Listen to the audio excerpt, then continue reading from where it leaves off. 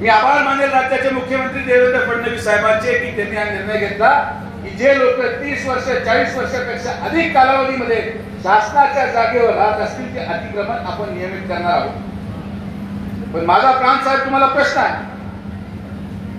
कायदा काहीतरी सांगत असेल, पण मी तुम्हाला आवर्जून सांगतो की जे लोक अतिक्रमणामध्ये राहतात त्यांना त्यांची हक्काची जागा मिळाली पाहिजे। पण जर अतिक्रमणामध्ये एखादा असा व्यक्तीचं घर असेल ज्यांनी महिलेचा विनयभंग केला असेल, ज्यांनी बलात्कारासारखा पाप केला असेल, ज्यांनी 302 सारखा गुन्हा केला असेल, त्याचं घर हे पाडण्यात गेलं पाहिजे। जोपर्यंत आपण भूमिका घेत नाही, ही भूमिका जो कायदा महिलांचं संरक्षण करू शकत नाही, जो कायदा आपल्या शाळेत जाणाऱ्या मुलींचं संरक्षण करू शकत नाही, जो कायदा 302च्या आरोपींना पाठी घालत असेल, अशा कायद्याला सुजय विखे मानतच नाही। कायदा काही असू, पण जोपर्यंत आपण नेवासा साफ करत नाही तोपर्यंत आपल्या मुली सुरक्षित राहणार नाही।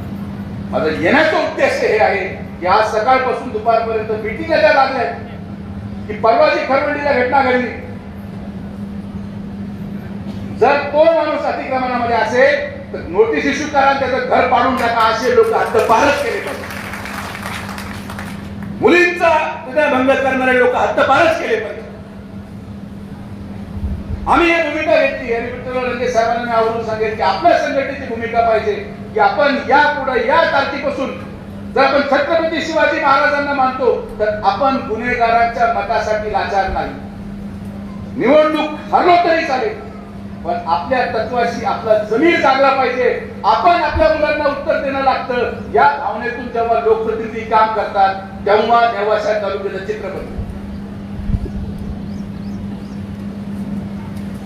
नेवासा तालुक्याचा सगळ्यात मोठा प्रश्न हा रस्त्यांच्या वादाचा। महिना होतो सुनावणी चालते, 2 महिने होतो सुनावणी चालते। मी तहसीलदार आणि प्रांतांना आवाहन केलं, विनंती केली, केस दाखल झाल्यानंतर 10 दिवसामध्ये स्पॉटवर जाऊन तो निकाल लावून टाका, मग त्याला पुढे कोर्टात जायचंय तो पुढची तारीख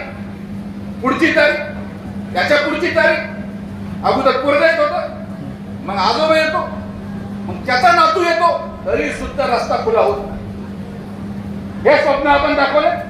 विठ्ठलराव, जी सत्ता आपल्याला मिळालेली आहे या सत्तेचा वापर अधिकारी काम करत नसेल, जरी तुम्ही सत्तेत असाल, जरी तुम्ही महायुतीचे आमदार असाल, तरी अधिकारी काम करत नसेल, तुम्ही आंदोलन करा। सरकार आणि पदापेक्षा मोठी जनता असते। तुम्ही सत्तेत असाल, आपल्याला वाटेल अरे आपण कसं शासनाच्या विरोधात आंदोलन करायचं, आपण तर सत्ताधारी आमदार आहोत, सत्ता येते जाते, पण लोक जगले पाहिजे या भावनेतून आमदारांनी काम केलं पाहिजे। आपल्याला लोकांनी निवडून यासाठी दिलं, कोण काय तुम्हाला फोन लावल मला सांग, हक्काचं नाही। तुम्ही असं आंदोलन मी येतो, माझ्या वडील पालकमंत्री असेल तरी येतो, कारण की जर अधिकारी त्याचं काम करत नसेल तर त्याला काढावं लागणारच। ही भूमिका प्रशासनाने घेतली पाहिजे। कोण कोणत्या पक्षाचा आहे, कोण कोणता मंत्री आहे, कोणाची वडील मंत्री आहे, त्याशी आपल्याला काय घेणं। आणि मी अधिकाऱ्यांना म्हणून सांगतो की जे यापूर्वी नेवासा तालुक्यात चालायचं ते तुम्ही स्वतःला बदलून घ्या, नाहीतर छत्रपती शिवाजी महाराजांना म्हणून सांगतो तुम्हाला बदलावं लागेल। आणि वेळ लागायचं, वेळ लागतो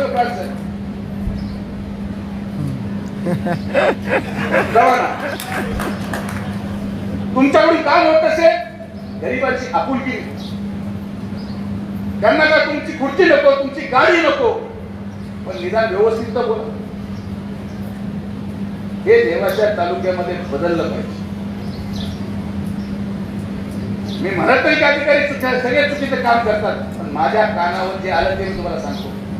आता काळ बदलत चालला, अतिशय योग्य पोलीस प्रशासन आणि योग्य पोलीस इन्स्पेक्टर तुमच्याकडे आला, खालचे अधिकारी आता बदलायला लागले। आणि मी तुम्हाला सांगतो, मी पोलिसांना आवर्जून सांगतो, गुन्हेगार असेल 302 आणि विनयभंग यामध्ये कोणाचा जरी फोन आला तरी माणूस ठोकायचा म्हणजे ठोकायचा, त्याच्यामध्ये अजिबात कोणी कोणत्या पक्षाचा असो, हा आमचा पदाधिकारी असो, ठोका।